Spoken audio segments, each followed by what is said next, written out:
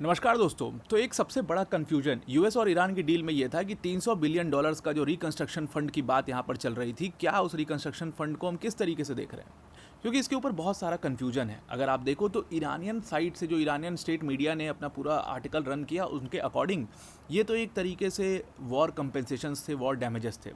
उसके बाद हमें ट्रंप का स्टेटमेंट आया। ट्रंप ने भी ये कहा था कि 300 बिलियन, हालांकि उन्होंने डायरेक्टली ये नहीं कहा था, उन्होंने कहा था we will be running some reconstruction programmes as well. अब यहाँ पर एक बहुत बड़ी चर्चा इस चीज़ को लेकर के होना शुरू हुई कि क्या ये रिकंस्ट्रक्शन प्रोग्राम, किस तरीके का रिकंस्ट्रक्शन प्रोग्राम ये है। क्या यूएस ईरान को पैसे देगा, यूएस गवर्नमेंट ऑफिशियली ईरान को पैसे देगी ये 300 बिलियन डॉलर्स। और अगर ऐसा है तो फिर तो यूएस ये वॉर हार गया। फिर तो जब आपने डैमेजेस का पूरा पैसा आप देने के लिए रेडी होगा, इसका मतलब you are very very frustrated और आपने जानबूझ करके किसी भी तरीके से डील करने के लिए पैसा दे के मुंह बंद करने वाली बात है, वो आप कर रहे हो। अब क्योंकि इतनी थू हो गई तो जेडी वांस ने फाइनली इसके ऊपर जवाब दिया। वो मेगन कैली शो में गए और वहाँ पर उन्होंने इसको पूरा एक्सप्लेन करने की कोशिश करी, और अब जितनी इज्जत थी वो बचाने की कोशिश यहाँ पर पूरी तरीके से जेडी वांस की तरफ से की गई है। डिटेल में इसकी चर्चा करते हैं और इसके ऊपर ईरान का जो रुख है, मुझे लगता है कि they are okay with this explanation also. JD Vance की जो ये एक्सप्लेनेशन है, they are okay with it. लेकिन अब हार्डलाइनर्स कितना ओके हैं वो हम इस वीडियो में देखते हैं, डिटेल में इसको डिस्कस करते हैं। पर वीडियो में आगे जाने से पहले एक बड़ी अनाउंसमेंट है अनअकैडमी टीम की तरफ से कि अगर आप यूपीएससी सीएससी की प्रिपरेशन कर रहे हैं तो Unacademy is your one stop solution. Unacademy ने अपना फाउंडेशन कोर्स लॉन्च कर दिया है, जिसकी कॉस्ट सिर्फ और सिर्फ 16,999 है। ये वही फाउंडेशन कोर्स है जिसमें आपको अनअकैडमी के टॉप एजुकेटर जैसे मृणाल सर, प्रतीक सर, सुदर्शन सर जैसे एजुकेटर्स यहाँ पर आपको पढ़ा रहे होंगे। इस फाउंडेशन कोर्स के साथ आपको अभी जो ऑफ़र चल रहा है उसमें डबल वैलिडिटी भी प्रोवाइड की जाएगी। ध्यान रखिएगा, ये जो ऑफ़र है ये 19 जून को ख़त्म हो जाएगा, तो उससे पहले इस ऑफ़र को ज़रूर से अवेल कर लीजिए। लिंक इसका हमने डिस्क्रिप्शन में ऑलरेडी आपको दे दिया, उस पर क्लिक करके आप इसको ज्वाइन कर सकते हैं। Now I am coming back to the topic. अब आते हैं जेडी वांस के ऊपर। तो यूएस वाइस प्रेसिडेंट जेडी वांस जो हैं वो जाते हैं एक पॉडकास्ट पर, और उस पॉडकास्ट पर जाकर के जेडी वांस कहते हैं कि जो 300 बिलियन डॉलर्स की बात हो रही थी, तो 300 बिलियन डॉलर्स के रिकंस्ट्रक्शन फंड की बात हो रही थी शुरुआत में, जो इंटरिम ट्रेड डील है अभी, वो रिकंस्ट्रक्शन जो आप कह रहे हो प्लान है, जो फंड है, वो एक्चुअल में यूएस गवर्नमेंट पे नहीं कर रही है। उन्होंने जितनी भी अटकलें थी 300 बिलियन डॉलर्स को लेकर के उसको बहुत क्लियर कर दिया। उन्होंने कहा कि यूएस गवर्नमेंट ऐसा कोई पैसा ईरान को पे नहीं करेगा। उन्होंने स्पेसिफिकली, और अगर आप देखो तो घुमा फिरा के वही वाली बात हो जाएगी, मैं भी आपको समझाता हूँ। तो उन्होंने बेसिकली क्या करने की कोशिश करी कि भाई देखो, हमारा मतलब 300 बिलियन डॉलर्स के रिकंस्ट्रक्शन फंड से ये था कि क्योंकि अभी हमने सैंक्शंस लगाए हुए हैं, तो जब हम सैंक्शंस लगाए हुए ईरान के ऊपर, तो ईरान में कोई भी फॉरेन डायरेक्ट इन्वेस्टमेंट नहीं होता, there is no FDIs in Iran. तो अब हम क्या करेंगे, जब हम अपने सैंक्शंस, अगर ईरान हमारी डील मान लेता है, अगर हमारी बात मान लेते तो हम ईरान से कहेंगे कि देखो दूसरी कंट्रीज़ जो हैं वो तुम्हारे यहाँ इन्वेस्ट करने को तैयार हैं, हम अपने सैंक्शंस हटा रहे हैं और वो कंट्रीज़ अब तुम्हारे यहाँ पर इन्वेस्ट कर सकती हैं। ऐसा इन्होंने जेडी वांस ने यहाँ पर कह दिया है। अब आप खुद सोच करके देखिए कि ये क्या आप इसको एक रिकंस्ट्रक्शन फंड मानेंगे, क्योंकि अब ये रिकंस्ट्रक्शन फंड कैसे हुआ, आप रिकंस्ट्रक्शन प्रोग्राम कैसे चलाते हो। जैसे गाज़ा के अंदर बहुत डिवास्टेशन हुआ, तो वहाँ पर एक रिकंस्ट्रक्शन प्रोग्राम चलाएगा जिससे कुछ मूलभूत ज़रूरतें जो है उस जगह की उसको पूरी करेंगे। जैसे हम अस्पताल बना दें, स्कूल बनाएं, और फिर इंफ्रास्ट्रक्चर थोड़ा डेवलप करें, थोड़ा उनका कैश फ्लो चलने लगे, उसके लिए हम उनका जुगाड़ करें। वो एक प्रॉपर रिकंस्ट्रक्शन प्लान होगा। लेकिन ये रिकंस्ट्रक्शन प्रोग्राम नहीं है, ये रिकंस्ट्रक्शन प्लान नहीं है। हालांकि शुरू में इनका प्लान था कि जब सरकार गिर जाएगी और नई सरकार ईरान में बनेगी तो हम इस तरीके का एक रिकंस्ट्रक्शन प्रोग्राम वहाँ रन करेंगे, वहाँ के लोगों को जीतने के लिए। लेकिन अब ये रिकंस्ट्रक्शन प्रोग्राम पूरी तरीके से इन्होंने चेंज कर दिया। खुद जेडी वांस ने मेगन कैली शो पर इस बात को कहा। वो गए थे मेगन कैली शो पे, जो अभी आप तस्वीर भी बगल में देख रहे हो। मेगन कैली शो पर जेडी वांस ने कहा और उसको पूरी तरीके से एक्सप्लेन किया। उन्होंने कहा कि 300 बिलियन डॉलर्स तक का जो फंड है उनके रिकंस्ट्रक्शन के लिए जो वो यूज़ कर सकते हैं, उसका एक्सेस यूएस उनको दिलवा देगा। उन्होंने कहा एक्सेस कैसे दिलाएगा, तो बाकी जो भाई हमने सैंक्शंस लगाए हुए वो सैंक्शंस हम लिफ्ट कर देंगे। और सैंक्शंस लिफ्ट करेंगे तो क्या होगा, सैंक्शंस लिफ्ट करेंगे तो अपने आप से, सैंक्शंस लिफ्ट करने के बाद अपने आप से यहाँ पर उनके देश में जो कैश फ्लो है वो आने लग जाएगा। तो उनका कैश फ्लो जो है वो ठीक हो जाएगा, उनके यहाँ पर इन्वेस्टमेंट जो है वो आने लग जाएगी प्रॉपर। ये सारी चीज़ें जो है जेडी वांस ने यहाँ पर फिक्स कर दी। अब उन्होंने एग्जाम्पल दे करके इसको समझाने की कोशिश की। लेट्स टेक फॉर एग्जाम्पल, उन्होंने यूनाइटेड अरब एमिरेट्स का एग्जाम्पल दिया यहाँ पर। उन्होंने कहा कि यूनाइटेड अरब एमिरेट्स है, मान लीजिए गल्फ का देश है, और यूएस का एक सबसे बड़ा एलाई, अगर आप देखो तो सबसे बड़ा एलाई है, मतलब पूरे रीजन में यूएस का सबसे बड़ा एलाई माना जाता है। तो यूनाइटेड अरब एमिरेट्स जो है वो अब क्या करेगा, यूनाइटेड अरब एमिरेट्स को अगर कोई बहुत अच्छा न्यूक्लियर पावर प्लांट दिखता है ईरान के अंदर, उनको लगता है कि यहाँ पे इन्वेस्ट करना चाहिए, मतलब जो एमिरेटी कंपनी होगी, जो उनकी स्टेटी कंपनी है वैसे तो उसको न्यूक्लियर पावर प्लांट में अभी इन्वेस्ट करना है। तो अभी वो क्या इन्वेस्ट कर सकते हैं, उन्होंने ये सवाल पूछा। नहीं कर सकते हैं, क्योंकि हमने ईरान के ऊपर सैंक्शंस लगा रखा है। तो हमारे जो भी एलाइज हैं या और भी जो देश हैं जो यूएस के साथ मिल के रहना चाहते हैं, अच्छे संबंध रखना चाहते हैं और ग्लोबल फाइनेंशियल सिस्टम से कुछ नुकसान नहीं चाहते हैं, तो वो कभी भी ईरान के अंदर इन्वेस्टमेंट नहीं करेंगे। और हमने देखा भी कि इन्वेस्टमेंट हुआ भी नहीं है, बिल्कुल भी इन्वेस्टमेंट नहीं हुआ है।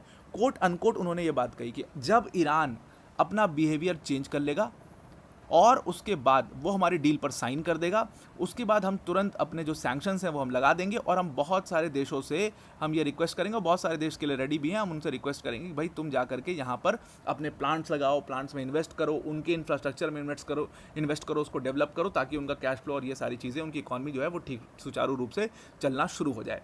तो वो $300 बिलियन के जो फंड की बात हो रही थी, वो ये फंड्स हैं। अब $300 बिलियन का चर्चा शुरू कहाँ से हुई थी? सबसे ज़्यादा पहले इसको रॉयटर्स ने रिपोर्ट किया था।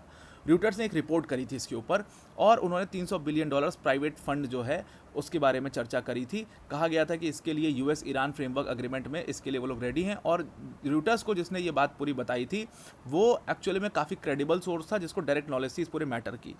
जब उन्होंने इस बात को बताई थी तो he was putting it up like this कि यूएस जैसे पैसा दे रहा हो ईरान को। हालांकि अब वो स्टांस बिल्कुल चेंज हो चुका है। अब डोनाल्ड ट्रंप की तरफ से भी आप देखेंगे, जेडी वांस की तरफ से भी आप देखेंगे, इन्होंने भी पीछे अपना पाँव खींच लिया है थोड़ा। इन्होंने भी पीछे खींच के अपना पाँव खींच के इसलिए बोल दिया क्योंकि इनको पता है कि अगर हम ये पैसा दे देते हैं ईरान को तो बड़ी बेइज्जती हमारी देश में हो जाएगी। और पॉलिटिक्स की तो छोड़ ही दो, वांस अपना क्या पॉलिटिकल करियर संभालने में लगे हुए हैं, मतलब पूरे रिपब्लिकन्स का पॉलिटिकल करियर जो है वो खतरे में आ जाएगा। तो इसीलिए वो it is a kind of an economic incentive, ऐसा कोई पैसा या सैलरी नहीं दे रहे हैं वो, it is a kind of N incentive जो वो यहाँ पर दे रहे हैं। और वो इंसेंटिव क्या है, किसी चीज़ के ऊपर बेस्ड है, वो बेस्ड है फाइनल डील के ऊपर। तो this is all about $300 billion fund. अब उन्होंने कहा कि, और ऐसा नहीं कि ये हवे में बात हो रही है, जेडी वांस ने कहा कि ये प्राइवेट इन्वेस्टमेंट की जो हम चर्चा कर रहे हैं, इसको आप रिकंस्ट्रक्शन प्रोग्राम कहिए ही मत, इसको आप रिपरेशन प्रोग्राम कहिए ही मत, क्योंकि ये कंपेंसेशन नहीं है, ये ग्रांट है। सो यहाँ पर कोई गवर्नमेंट मनी नहीं दिया जा रहा है, ये गवर्नमेंट ग्रांट नहीं हो रहा है, ये प्राइवेट ग्रांट्स हैं। अब हमने यूएस की कुछ कंपनीज़ हैं, कुछ गल्फ़ की कंपनीज़ हैं, कुछ एशियाई कंपनीज़ हैं, कुछ साउथ अमेरिका की कंपनीज़ हैं जिन्होंने इस चीज़ के लिए तैयार हैं कि वो ईरान में जा कर के इन्वेस्ट करेंगे। वहाँ पर लॉजिस्टिक्स में, मैन्युफैक्चरिंग के अंदर, ट्रांसपोर्ट में, मतलब हर चीज़ में ये इन्वेस्टमेंट वहाँ पर किया जाएगा। तो इसको बस नाम के लिए रिकंस्ट्रक्शन डेवलपमेंट फंड किया जा रहा है, क्योंकि इवेंचुअली इससे ईरान का रिकंस्ट्रक्शन ही हो रहा है। और इसके अंदर ईरान को क्या फ़ायदा है? अब ईरानियन सोर्स ने जो रॉयटर्स से बात करी थी उसमें उन्होंने कहा था कि भाई रीजनल जो कंट्रीज़ हैं, रीजनल कंट्रीज़ जो हैं वो हमें लोन्स में, ठीक है, लोन्स के अंदर मदद करेंगी, उसके साथ में हमारी क्रेडिट लाइन सिक्योर कराने में मदद करेंगी, डायरेक्टली रिकंस्ट्रक्शन जो साइट्स हैं उसको फिनेंस कर सकती। जैसे मुबारक स्टील कॉम्प्लेक्स था, पूरी तरीके से डिस्ट्रॉय हुआ, उसको रीबिल्ड कर सकते हैं, रिफाइनरीज़ को रीबिल्ड कर सकते हैं, एयरपोर्ट्स को रीबिल्ड कर सकते हैं, इंफ्रास्ट्रक्चर को रीबिल्ड कर सकते हैं, ये सारी चीज़ें हम कर सकते हैं। तो ईरान भी इससे आश्वस्त नज़र आ रहा है, क्योंकि उनकी तरफ से भी स्टेटमेंट्स आ रहे हैं।